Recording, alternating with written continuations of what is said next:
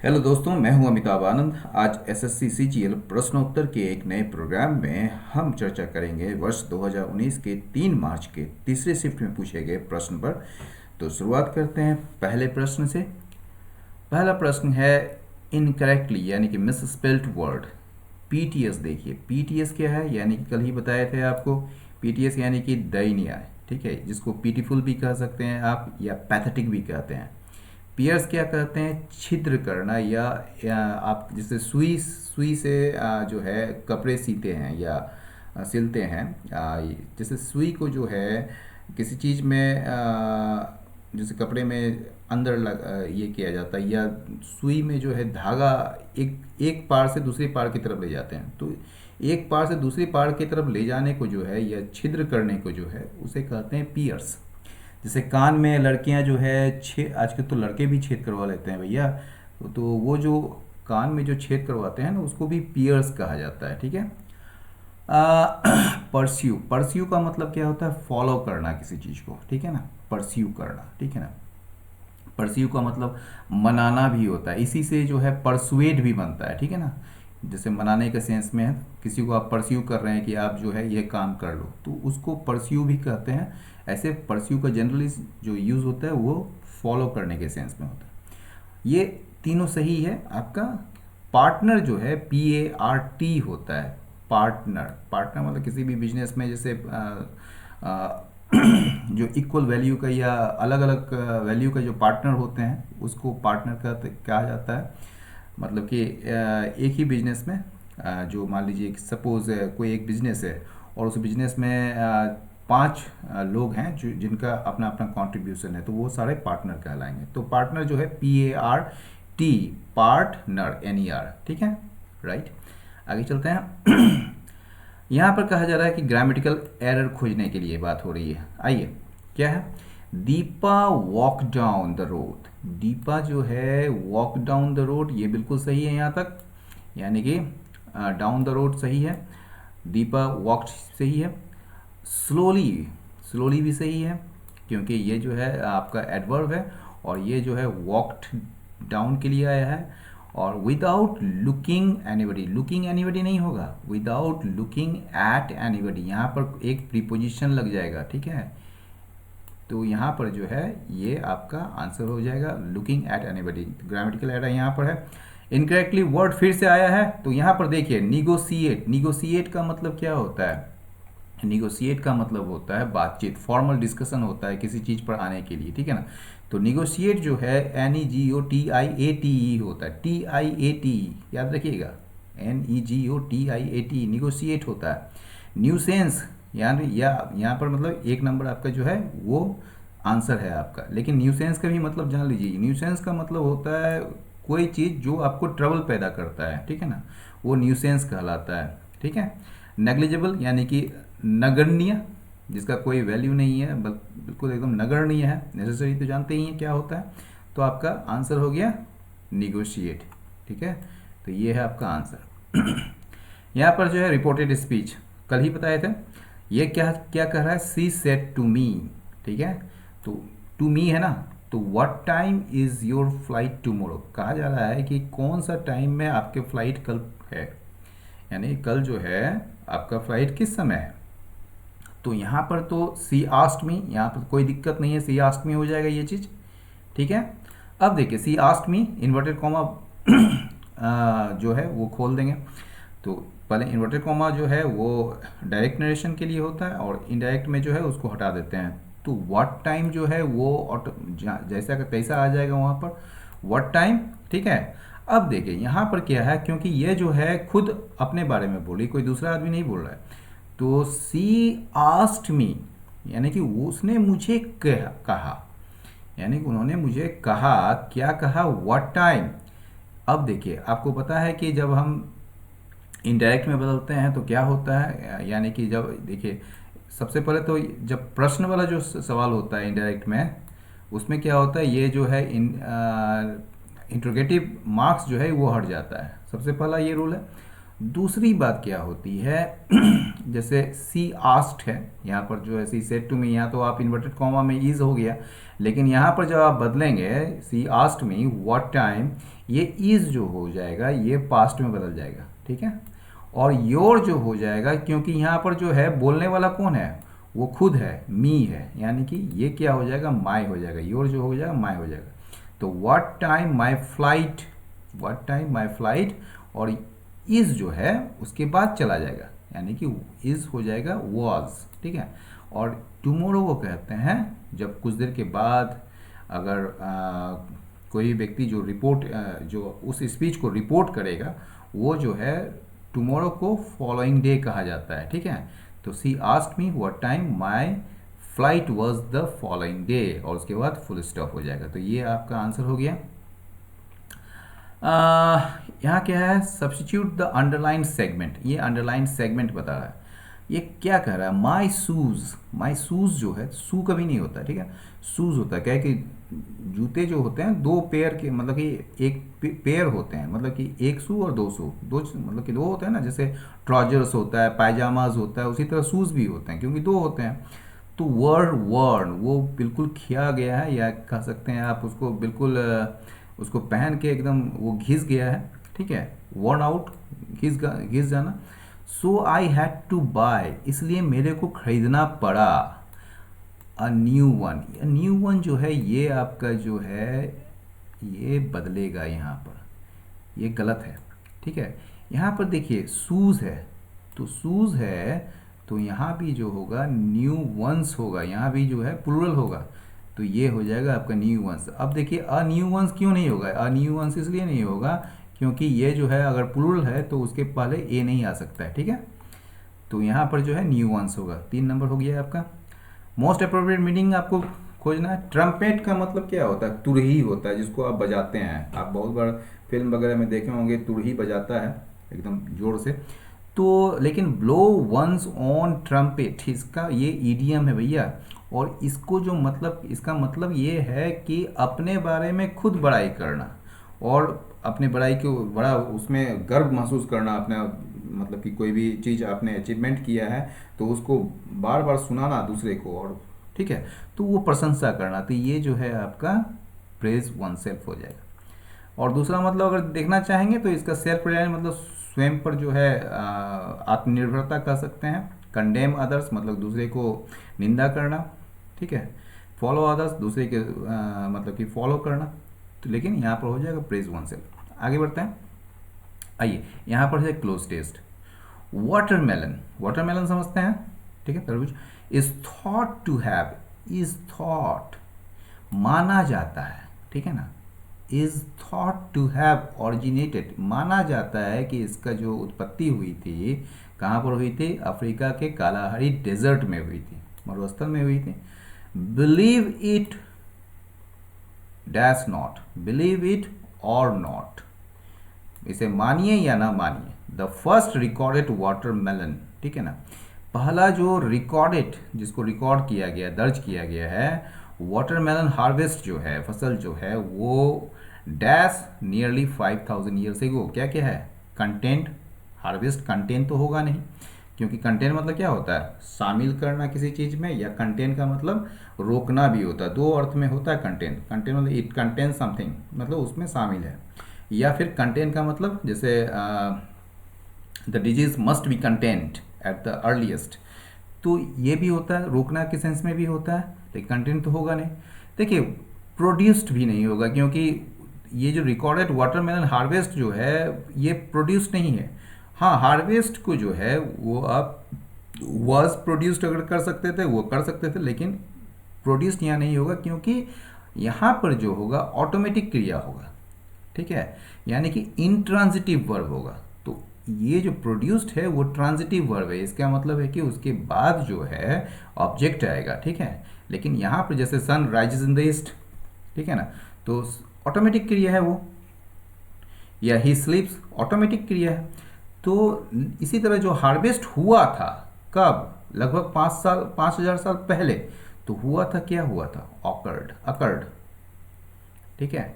Discovered कोई खोजता है, आई डिस्कवर्ड समथिंग, या somebody discovered something, तो उस सेंस में आप जो है ये भी जो है आपका ट्रांजिटिव वर्ब है। तो ये सारे ट्रांजिटिव है, यहाँ पर इंट्रांजिटिव जो है अकर्ड हो गया, ठीक है। तो वाटरमेलन हार्वेस्ट जो है वो हुआ था कब? 5000 साल पहले। कहाँ पर हुआ था? इजिप्ट में हुआ था। And is dash in Egyptian hieroglyphics on the walls of their dash buildings. अब बता देते हैं हायरोग्लिफिक्स का मतलब क्या हो। ये होता है एक चित्रलिपि, ठीक है ना। जैसे चित्र के द्वारा जो है वो लिपि मतलब एक राइटिंग लिखा जाता है, ठीक है ना, जिसमें आपको बताया जाता है कि ये कुछ है, जो कि उसके थ्रू जो है आप अपना जो कम्युनिकेशन जो है आप वो कर सकते थे या एक्सप्रेस कर सकते थे, ठीक है। तो ये जो है अकर्ड हुआ था कब? 5000 साल पहले इजिप्ट में। And is dash in Egyptian hieroglyphics, ठीक है। इजिप्शियन हायरोग्लिफिक्स 9 नंबर में क्या क्या है? Diverted, distributed, directed, डेपिक्टेड। चारों का मतलब देख लीजिए। डाइवर्टेड मतलब हो गया डाइवर्ट करना किसी चीज़ को, जिस रास्ते से उसे भटका देना, उसको एक तरीके से डाइवर्ट कर देना। डिस्ट्रीब्यूटेड मतलब बांट देना। डायरेक्टेड मतलब निर्देशित करना उसको। डेपिक्टेड, डेपिक्टेड मतलब दर्शाना, यानी कि शो करना, रिप्रेजेंट करना। तो यहाँ पर हो जाएगा डेपिक्टेड। यानी कि ये जो हार्वेस्ट, ये जो वाटरमेलन हार्वेस्ट है ना, वो जो कि हुआ था 5000 साल पहले इजिप्ट में। एंड इज डैश, और यह जो है दर्शाया गया है, ठीक है, रिप्रेजेंट किया गया है या शो किया गया है। इज शोन और रिप्रेजेंटेड और डेपिक्टेड कहाँ पर? इजिप्शियन हायरोग्लिफिक्स में, मतलब इजिप्शियन वहाँ मिस्र के जो चित्रलिपि पर, ठीक है ना। और ये चित्रलिपि कहाँ पाए जाते हैं? ऑन द वॉल्स ऑफ, दीवारों में उनके, इजिप्शियंस के, ठीक है ना। देयर डैश बिल्डिंग्स, कौन कौन सा बिल्डिंग्स हो सकता है इसमें? ऑब्सोलिट, एंशियंट, एल्डरली, आउटडेटेड। अगर हिंदी में देखेंगे सबका मतलब पुराना होगा, ठीक है। लेकिन elderly, elderly and the old people, ठीक है, हट गया एल्डरली, ठीक है। एल्डरली जो होता है, एल्डर होता है नाउन, एल्डरली जो होता है वो एडजेक्टिव होता है, एल्डरली पीपल, ठीक है ना, ये लोगों के लिए आता है। आउटडेटेड और ऑब्सोलीट, ऑब्सोलीट का मतलब क्या होता है? No longer in use. जैसे आप कह सकते हैं कंप्यूटर और टाइपराइटर, यानी कि टाइपराइटर जो है कंप्यूटर के आने के बाद वो ऑब्सोलीट हो गया है, मतलब नो लॉन्गर इन यूज़, ठीक है ना। आउटडेटेड, आउटडेटेड का मतलब क्या हुआ? मतलब कि आउट फैशन हो गया, मतलब कि आउट ऑफ फैशन। यानी कि आप कह सकते हैं जैसे पहले कीपैड वाला मोबाइल हुआ करता था, अब वो आउटडेटेड हो गया है। अब जो है एंड्रॉयड मोबाइल आ गया है, तो वो जो है मतलब फैशन में है, प्रचलन में, वो आउटडेटेड हो चुका है। तो यहाँ पर जो है ये ना ऑब्सोलीट होगा ना आउटडेटेड होगा, तो होगा क्या? आपका एंशियंट बिल्डिंग, यानी कि एंशियल बिल्डिंग, ठीक है। एंशियल बिल्डिंग्स में जो है उसके एंशियंट बिल्डिंग्स के जो दीवारों पर जो है जो हायरोग्लिफिक्स होते थे, इजिप्शियन हायरोग्लिफिक्स, ठीक है ना, उसमें जो है ये दर्शाया गया है, ठीक है, depict. This fruit was often placed dash in the burial Tom's. ये फ्रूट जो है, ये वाटरमेलन जो है वो प्राय रखे जाते हैं कहाँ पे? ब्यूरियल टॉम्स में। वो जो दफनाने वाला जो टॉम्स होता है ना किंग्स का, ठीक है ना, जहाँ पर दफनाया जाता है उनका, वहाँ पर टॉम्स खड़े कर दिए जाते हैं उसमें, तो उसमें रखे जाते हैं। तो placed in the burial Tom's, in the burial Tom's. यहाँ पर देखिए क्या क्या है आपका, विथ है, विथ मतलब जानते हैं ये। उसके बाद क्या है? उसके बाद है आपका इन है, अलोंग है, आफ्टर है। तो ये सारे का मतलब आप जानते हैं क्या होता है? एक तरीके से कहिए कह सकते हैं जैसे अलोंग का मतलब जानिए। अलोंग क्या होता है? फ्रॉम वन एंड टू या towards the other end of, मतलब कि एक तरफ से दूसरी की तरफ जाना, ठीक है ना। जैसे they walked slowly along the road, ठीक है ना, they walked slowly along the road मतलब इस पार से उस पार की तरफ जाना, ठीक है। एक अलोंग का जो दूसरा मतलब होता है वो होता है फॉरवर्ड के रूप में। जैसे आप कह सकते हैं he pointed out various landmarks as we drop along. जैसे जैसे हम आगे की तरफ बढ़ते चले गए, उसने जो है कई सारे पॉइंट आउट किए वेरियस लैंडमार्क्स को, ठीक है। तो ये सब चीज़ जो है अलोंग का मतलब ये होता है, मतलब फॉरवर्ड के सेंस में या कभी कभी विथ के सेंस में, जैसे I will be along in a few minutes, मतलब I will join you in a few minutes, मतलब I will be with you in a few minutes. तो अलोंग का मतलब विथ भी होता है, ठीक है। तो ये सेंस में, लेकिन यहाँ पर कहा जा रहा है कि ये जो फ्रूट है रखा जाता था, जैसे आप टेबल पर कोई चीज़ रखते हैं तो इन ऑन द टेबल या टेबल के अंदर रखते हैं, या सपोज उसमें ड्रॉअर बना हुआ है तो उसके अंदर रखते थे in the table, in the drawer, ठीक है। तो वो जो फ्रूट है वो रखा जाता था कहाँ पर, ब्यूरियल टॉम्स के अंदर, ब्यूरियल टॉम्स के अंदर, मतलब किंग्स के, क्योंकि ऐसा माना जाता है कि वो आफ्टर लाइफ के बाद जो है वो उसको मतलब कि पसंद करते हैं या उसको खाते हैं, तो to provide nourishment in the afterlife, यानी कि मृत्यु के बाद जब है उसको नरिशमेंट देने के लिए। तो ये हो गया आपका आंसर 5 का इन, ठीक है, यानी कि ठीक है। आगे बढ़ते हैं, वन वर्ड सब्स्टिट्यूशन है, a place where clothes are kept. याद रखिएगा, जहाँ पर क्या रखा जाता है, कपड़े रखे जाते हैं। पहले जान लीजिए, कॉफिन, कॉफिन में क्या रखा जाता है, डेड बॉडी रखा जाता है। दूसरा देखिए, हैंगर, HANGAR, एक होता है HANGER, हैंगर जो आप देखते हैं वो कपड़े लटकाते हैं आप, जिसमें हैंगर में एक हुक बना होता है ऊपर में और उसको जो लटकाते हैं उसको HANGER कहा जाता है। लेकिन HANGAR उसको भी हैंगर कहा जाता है, लेकिन हैंगर किसको कहते हैं, हैंगर कहते हैं एक ऐसा बड़ा सा बिल्डिंग जिसमें एयरक्राफ्ट को रखा जाता है। एयरक्राफ्ट समझते हैं ना, तो एयरक्राफ्ट को जहाँ रखा जाता है उसको हैंगर कहते हैं। तीसरा देखिए, सेफ्ट, सेफ्ट का मतलब क्या होता है, देखे होंगे आप बड़ी बड़ी बिल्डिंग में जो है एक नैरो सा, एक बहुत बड़ा सा जो है क्या कहते हैं, एक नैरो लॉन्ग वर्टिकल पैसेज होता है, वो जनरली जो है वो मतलब कि लिफ्ट के लिए बनाया जाता है या एलिवेटर के लिए बनाया जाता है, उसको शैफ्ट कहते हैं, ठीक है। या कभी कभी वेंटिलेशन के लिए बनाया जाता है बड़े बड़े बिल्डिंग पर, ठीक है, जिससे कि वेंटिलेट हो सके, तो उस चीज़ को जो है शैफ्ट कहते हैं। वार्डरोब, वार्डरोब को जो है जहाँ पर कपड़ा रखा जाता है उसको कहते हैं वार्डरोब, यानी कि a large cupboard for hanging cloth, ठीक है ना, उसको वार्डरोब कहते हैं। तो आगे बढ़ते हैं आप, ये हो गया आपका आंसर। फ्लैक्सिबल, फ्लैक्सिबल में लचीला होता है। अब देखिए, सपल का मतलब भी लचीला होता है। सपल जो होता है एकदम क्या कहेंगे आप उसको, जो ऐसा होता है जो बैंड हो जाता है तुरंत और मतलब कि मूव हो जाता है आपका बॉडी का पार्ट्स इजीली अलग अलग दिशाओं में, अलग अलग पोजीशन में, ठीक है ना, तो उसे सपल कहते हैं, यानी कि इसका सेम मतलब है फ्लैक्सिबल का। सॉफ्ट, वही चीज़ हुआ, सॉफ्ट जो लचीला होगा वो सॉफ्ट भी होगा। स्टेल, स्टेल का मतलब क्या होता है, स्टेल का जो मतलब होता है वो होता है, मान लीजिए कोई चीज़ हो जाता है जैसे ब्रेड हो गया, स्टेल हो गया, ठीक है ना, जैसे नो लॉन्गर फ्रेश है, मतलब कि वो जो है ताज़ा नहीं होता है, बस बासी हो जाता है, जिसको स्टेल, ठीक है ना। तो कोई भी चीज़ नो लॉन्गर फ्रेश कह सकते हैं, या फिर इसलिए जो है अनप्लीजेंट होता है ये चीज़, या कभी कभी स्टेल को जो है आप ऐसे भी कह सकते हैं नॉट इंटरेस्टिंग, ठीक है, या एक्साइटिंग, जैसे स्टेल न्यूज़, जो ऐसा न्यूज़ जो कि इंटरेस्टिंग नहीं हो, ठीक है। तो स्टिल का मतलब वो सरा सा, मतलब कि बेकार सा, इन अनइंटरेस्टिंग, नॉट इंटरेस्टिंग, सॉरी। और फिर जो है स्टीव, स्टीव का मतलब क्या होता है, कड़ा, ठीक है। और ये है आपका एंटोनिम पूछ रहा है, तो फ्लेक्सिबल का जो है आंसर हो जाएगा स्टीव, ठीक है।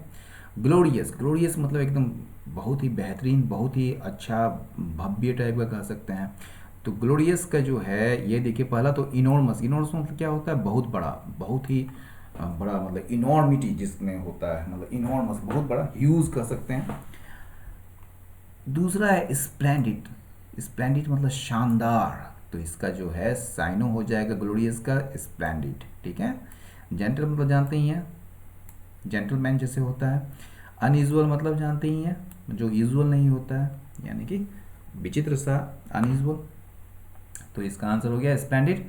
आगे आइए, मोस्ट अप्रोप्रिएट ऑप्शन खोजता है, the students went to their dash classes after the morning assemble, यानी कि मॉर्निंग असेंबली के बाद, ठीक है ना, जहाँ पर मॉर्निंग असेंबली, सुबह की जो असेंबली लगती है जहाँ पर सभी जमा होते हैं, उसके बाद सारे स्टूडेंट्स जो हैं वो कहाँ चले गए, अपने अपने क्लासेस में चले गए। तो यहाँ सारे में रिस्पेक्ट है, देखिएगा, रिस्पेक्टेबल है, रिस्पेक्टेड है, रिस्पेक्टफुल है, रिस्पेक्टिव है। लेकिन याद रखिएगा, रिस्पेक्ट से ये तीनों जो है बना हुआ, ये तीनों का मतलब ऑलमोस्ट सेम है। रिस्पेक्टेड मतलब आदरणीय, रिस्पेक्टेबल जिसको आदर दे सके आप, रिस्पेक्टफुल यानी कि जिसको रिस्पेक्ट मिलता हो, ठीक है ना। रिस्पेक्टिव का मतलब होता है संबंधित, कंसर्निंग, ठीक है ना। रिस्पेक्टिव का मतलब संबंधित, यानी कि अपने अपने क्लासेस में, अपने अपने संबंधित क्लासेस में। तो ये इसका आंसर हो जाएगा आपको रिस्पेक्टिव, ठीक है। विजिलेंट, आइए विजिलेंट का मतलब जानते हैं। विजिलेंट का मतलब क्या होता है भैया, जिसको कह सकते हैं आप ऐसा, very careful to notice any sign of danger और ट्रबल, मतलब कि बहुत ही ज़्यादा सतर्क रहना, कोई सी भी चीज़, कोई भी डेंजर या ट्रबल को भांपने में, उसको समझने में। तो विजिलेंट होता है जिसको, जैसे विजिलेंट आप कह सकते हैं विजिलेंस कमिश्नर होता है, ठीक है ना। निगरानी, जिसको निगरानी के जो निगरानी रखता हो। तो विजिलेंट यानी कि हर हमेशा जो सतर्क रहता है, अलर्ट रहता है, ठीक है। तो कॉशस भी सेम है, ठीक है। वेरी भी, वेरी जो होता है साइनो होता है कॉशस का। अलर्ट भी सेम है, देखिएगा। और एक केयरफुल भी होता है, लेकिन केयरफुल और कॉशस में अंतर रखिएगा ज़रा सा, क्योंकि केयरफुल जो होता है और कॉशस जो होता है उसमें थोड़ा सा अंतर है।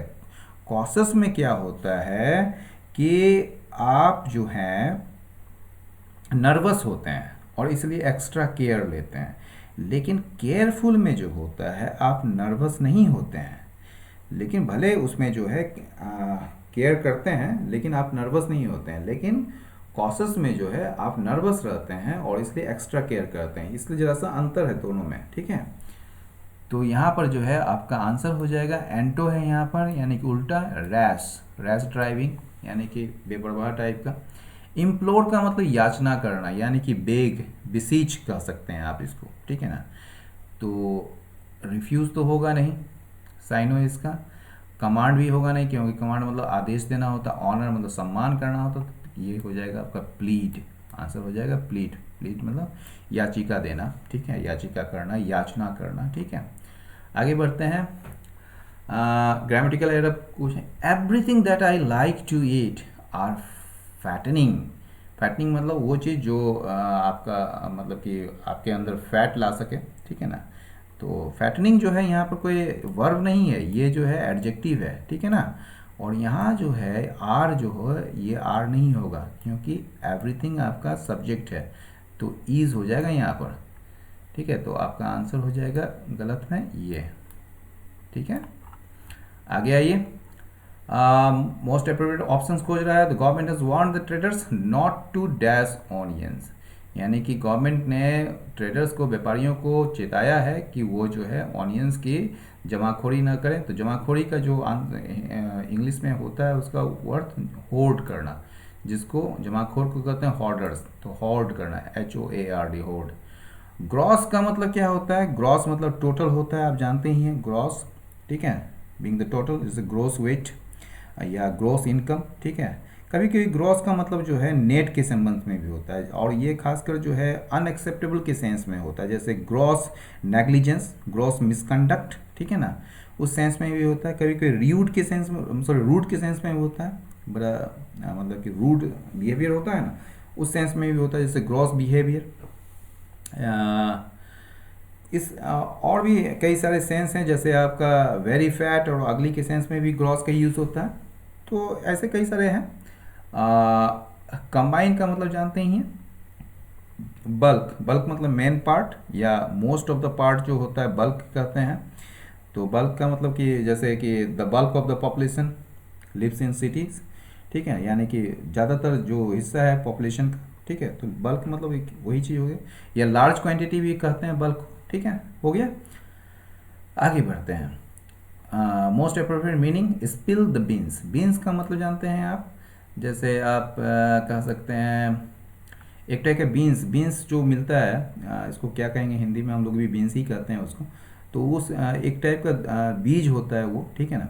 और स्पिल का मतलब उड़ेलना होता है, तो लेकिन स्पिल द बीन्स का जो मतलब होता है, देखिए एक एक होता है full of beans, full of beans मतलब फुल ऑफ एनर्जी, ठीक है ना। लेकिन स्पिल द बीन्स का जो मतलब होता है, उसका मतलब होता है कि कोई चीज़ जो कि आपको कहना नहीं चाहिए वो आप कह देते हैं। सपोज एक ऐसा चीज़ जिसको छुपा के रखना चाहिए उसको आप उजागर कर देते हैं। तो गिव अवे अ सीक्रेट, यानी कि आप जो है किसी रहस्य को हटा देते हैं। तो spill the beans, give away a secret, ठीक है। आगे बढ़ते हैं, जंबल सेंटेंसेस में आते हैं। जंबल सेंटेंसेस में यहाँ क्या है, पहला देखिए, it requires physical endurance. Endurance मतलब सहन शक्ति, ठीक है ना। फिजिकल में शारीरिक, ठीक है। इसमें ज़रूरत पड़ती है शारीरिक सहन शक्ति की, विच कैन बी बिल्ड, जिसको बनाया जा सकता है ट्रेनिंग और एक्सरसाइजेज से, ठीक है। ट्रूली स्ट्रॉन्ग पर्सनालिटीज़, जो सही में जो स्ट्रॉन्ग पर्सनालिटीज़ जो है वो लाइफ के चैलेंजेस को, यानी कि जीवन के जो चुनौती को वो फेस करते हैं या उसका सामना करते हैं ब्रेवली, बड़ा साहसिक तरीके से। और हार्डशिप्स यानी कि ट्रबल को जो है, समस्याओं को जो फेस करते हैं इक्वेनिमिटी, मतलब कि बड़ा ठंडे दिमाग से, ठीक है ना। इक्वेनिटी मतलब ठंडा दिमाग से, एकदम शांत होकर। हालांकि हालांकि यहाँ पर देखिए एक चीज़, यहाँ पर जो है ये चीज़ सेंटेंस को चेंज कर देगा। हालांकि strength of character is a personality trait और अ क्वालिटी। हालांकि जो कैरेक्टर का जो स्ट्रेंथ होता है, मतलब आपके चरित्र का जो मजबूती होता है, वो क्या है, वो जो है आपके व्यक्तित्व का एक विशेषता है या फिर आपके एक गुण है। Physical strength is the ability to cope with a physically challenging task. यानी कि फिजिकल स्ट्रेंथ जो होता है वो क्या होता है, एक क्षमता होता है आपका, एक एबिलिटी होता है जो डील करता है या कॉप करता है, cope with a physically challenging, जो फिजिकली चैलेंजिंग टास्क है आपके सामने, जो चुनौती बड़ा टास्क है, जो काम है, जो कार्य है, उससे निपटने में आपको वो जो है आपके लिए क्षमता है, ठीक है ना। और तब यहाँ पर आप कैसे इसको अरेंज करेंगे, पहला आप जो है आप दीजिए इसको फिजिकल स्ट्रेंथ, क्योंकि यहाँ से करना सही होगा, क्योंकि इसके बाद जो है मिलेगा आपका फिजिकल स्ट्रेंथ। कहा जा रहा है कि फिजिकल स्ट्रेंथ जो किसी भी व्यक्ति का फिजिकल स्ट्रेंथ जो होता है वो उसकी एबिलिटी होती है किसी भी फिजिकली चैलेंजिंग टास्क से निपटने में, ठीक है। फिर जो हो जाएगा आपका ए हो जाएगा। अब बताता है फिजिकल स्ट्रेंथ को जो है जरूरी क्या है, उसके लिए ज़रूरी क्या है, उसके लिए ज़रूरी है फिजिकल इंड्योरेंस की, जिसको बनाया जा सकता है या जिस ट्रेनिंग से और एक्सरसाइज से, ठीक है। हाउएवर, हालांकि strength of character is a personality trait. हालांकि जो स्ट्रेंथ ऑफ कैरेक्टर जो है वो क्या है, एक पर्सनालिटी ट्रेट है, आपकी विशेषता है, व्यक्तित्व की विशेषता है या फिर क्वालिटी है। ट्रूली स्ट्रॉन्ग पर्सनालिटीज़, यानी कि सही में जो स्ट्रॉन्ग पर्सनालिटीज़ जो हैं, जो व्यक्तित्व हैं, वो लाइफ के चैलेंज को, यानी कि ये जो है आपका लास्ट सेंटेंस जो है, जो इसको क्या कहेंगे, इसको एक आधार देंगे समाप्त करने का। तो ट्रूली स्ट्रॉन्ग पर्सनालिटीज़ जो है वो लाइफ के चैलेंज को मीट करता है, यानी कि उसको पूरा करता है, उसका सामना करता है, मतलब कि लाइफ के जो चुनौती को वो पूरा करता है या उससे निपटने में या उसको सामना करने में वो जो है सफल रहता है।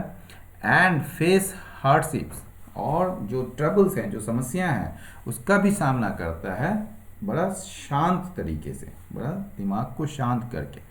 तो ये आपका आंसर हो जाएगा डी, पहला हो जाएगा, फिर ए, फिर हो जाएगा सी और लास्ट में बी, यानी कि DACB, ठीक है।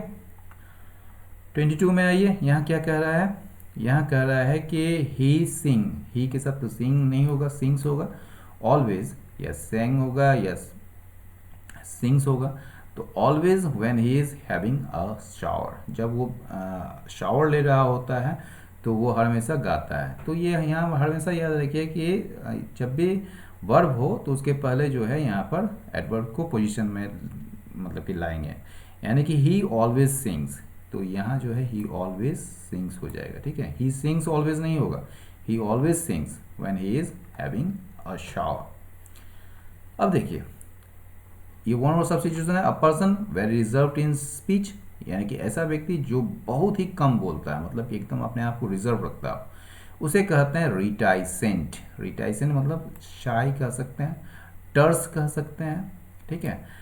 एडमेंट का मतलब हटी होता है, डिटरमाइंड होता है। एलोक्वेंट का मतलब वेरी क्या कहेंगे आप, इम्प्रेसिव कह सकते हैं। कॉन्फिडेंट तो कॉन्फिडेंट होता है, जानते ही कॉन्फिडेंट। तो यहाँ पर आंसर हो जाएगा आपका रिटाइसेंट। आगे बढ़े। ये फिर से, अच्छा ये वॉइस का है। अब देखिए यहाँ वॉइस है तो जल्दी से इसको हम कर लेते हैं। मार्टिन ड्रू, ड्रू जो होता है ड्रॉ का सेकेंड फॉर्म, यानी कि पास्ट है। ड्रॉ, ड्रू, ड्रॉन, ठीक है ना। तो Martin drew a picture of the snow capped mountains. तो यहाँ पर आपका जो है ये वर्ब है, और वर्ब का जो है ऑब्जेक्ट ये है आपका। तो यहाँ से ऑब्जेक्ट उठाते हैं पहले, क्योंकि ये एक्टिव में इसको पैसिव बनाना था। अब picture of the snow capped mountains, तो ये जो सब्जेक्ट है, ये सब्जेक्ट आपका पिक्चर है, माउंटेन्स नहीं है। यानी ये पूरा का पूरा सब्जेक्ट का जो है ये पिक्चर है, यानी कि जो वर्ब आएगा अब उसके बाद वॉज होगा, क्योंकि ड्रू है। तो a picture of the snow capped mountains was drawn by Martin. तो ये आपका पहला नंबर जो है वो हो गया आंसर। फिर से जंबल सेंटेंस आया है, पहले देखते हैं। He then called out to the people, यानी उसने पूरा पुकारा लोगों को, लेकिन तब तक जो है केवल रेड ग्लो, एक लाल सा जो ग्लो, चमकता हुआ जो चीज़ था वो केवल दिख रहा था वहाँ पर इन द स्काई, आकाश में। एट फर्स्ट पहली बार लगा कि उसे मतलब उसे लगा कि यह जो है एक फंसा हुआ पतंग है। Bhima was visiting his fields, Bhima जो है अपने फील्ड्स की तरफ जा रहा था। When he spotted rising disc shaped object, जब उसने देखा कि एक ऊपर उठता हुआ डिस्क शेप का जो है, मतलब एक गोल शेप का जो है आकार का एक ऑब्जेक्ट को देखा।